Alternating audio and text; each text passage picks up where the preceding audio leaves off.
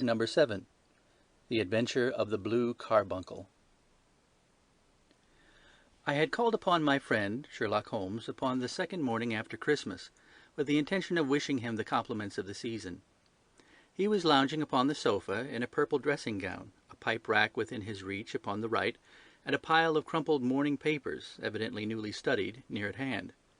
Beside the couch was a wooden chair, and on the angle of the back hung a very seedy and disreputable hard felt hat, much the worse for wear, and cracked in several places. A lens and a forceps lying upon the seat of the chair suggested that the hat had been suspended in this manner for the purpose of examination. "You are engaged," said I. "Perhaps I interrupt you." "Not at all. I'm glad to have a friend with whom I can discuss my results. The matter is a perfectly trivial one." He jerked his thumb in the direction of the old hat. "But there are points in connection with it which are not entirely devoid of interest, and even of instruction." I seated myself in his armchair and warmed my hands before his crackling fire, for a sharp frost had set in, and the windows were thick with the ice crystals. "I suppose," I remarked, "that, homely as it looks, this thing has some deadly story linked on to it, that it is the clue which will guide you in the solution of some mystery and the punishment of some crime."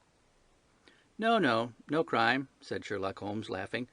"Only one of those whimsical little incidents which will happen when you have 4,000,000 human beings all jostling each other within the space of a few square miles.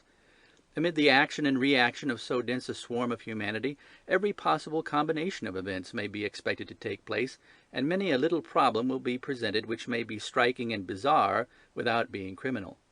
We have already had experience of such." "So much so," I remarked, "that of the last 6 cases which I have added to my notes, 3 have been entirely free of any legal crime." "Precisely. You allude to my attempt to recover the Irene Adler papers, to the singular case of Miss Mary Sutherland, and to the adventure of the man with the twisted lip. Well, I have no doubt that this small matter will fall into the same innocent category. You know Peterson, the commissionaire?"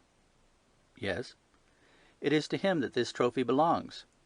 "It is his hat." No, he found it. Its owner is unknown. I beg that you will look upon it not as a battered billycock, but as an intellectual problem.